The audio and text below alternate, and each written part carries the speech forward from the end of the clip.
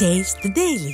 சேலம் மாவட்டம் கெங்கவள்ளி சட்டமன்ற தொகுதியில் தலைவாசல் கூட்ரோட்டில் 2021ஆம் ஆண்டு முன்னாள் முதலமைச்சர் எடப்பாடி கே பழனிசாமி ஆட்சியில் 1000 கோடி ரூபாய் மதிப்பீட்டில் கட்டப்பட்டு திறக்கப்பட்ட கால்நடை பூங்கா மற்றும் கால்நடை மருத்துவமனையை திமுக அரசு பொறுப்பேற்று 3.5 ஆண்டுகளாகியும் பயன்பாட்டிற்கு கொண்டு வராமல் உள்ளதாக அதிமுக சட்டமன்ற உறுப்பினர் நல்லதம்பி குற்றம் சாட்டினார்.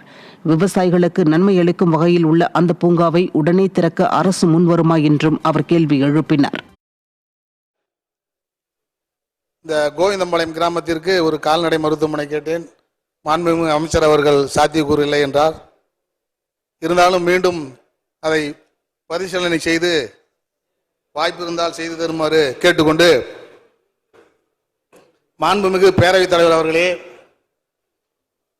மாண்புமிகு புரட்சி தலைவர் பொன்மனச்செம்மல் எம்ஜிஆர், இதய தெய்வம் புரட்சி தலைவி அம்மா, முன்னாள் முதலமைச்சர், சட்டமன்ற எதிர்க்கட்சி தலைவர், கழகத்தின் இறந்த பொதுச் செயலாளர் புரட்சி தமிழர் ஐயா எடப்பாடியார் அவரை வணங்கி,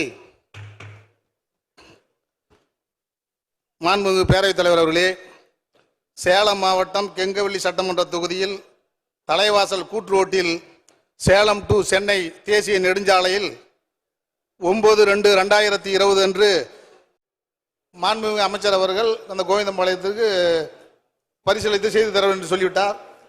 சேலம் மாவட்டம் கெங்கவள்ளி சட்டமன்ற தொகுதியில் தலைவாசல் கூட்ரோட்டில் சேலம் டு சென்னை தேசிய நெடுஞ்சாலையில் 9/2/2020 அன்று அப்போதைய முதலமைச்சர் ஐயா எடப்பாடியார் அவர்களின் கரங்களால் 1022 கோடியில் சுமார் 1000 ஏக்கர் பரப்பளவில் உலகத்தரம் வாய்ந்த ஆசியாவிலேயே மிக பெரிய சர்வதேச தரத்தில் கால்நடை ஆராய்ச்சி பூங்கா மற்றும் கால்நடை மருத்துவ கல்லூரி அமைக்க அடிக்கல் நாட்டப்பட்டு அதில் 22/2/2021 அன்று கால்நடை மருத்துவக் கல்லூரியை திறந்து வைத்தார் மாண்புமிகு முன்னாள் முதலமைச்சர் ஐயா எடப்பாடியார் அவர்கள். மேலும் பால், இறைச்சி மற்றும் பதப்படுத்தும் ஆலைகள், கால்நடை உற்பத்தி நுட்பங்களை உள்ளடக்கிய வளாகங்கள், 15 சிறப்பு துறைகளுடன் கூடிய அனைத்து கட்டமைப்பு நிறைவடைந்தும் இன்று வரை பயன்பாட்டிற்கு கொண்டு வராமல் கிடப்பில் போடப்பட்டுள்ளது.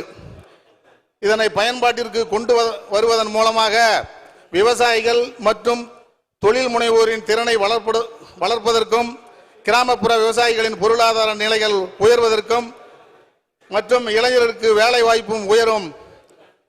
ஆகவே இந்த அரசு 3.5 ஆண்டு காலம் ஆகியும் இந்த கால்நடை பூங்காவை கிடப்பில் போடப்பட்டுள்ளது. எனவே இந்த கால்நடை பூங்காவை பயன்பாட்டிற்கு அரசு கொண்டு வருமா என்பதை தங்களின் வாயிலாக மாண்புமிகு அமைச்சர் அவர்களை கேட்டுக்கொள்கிறேன்.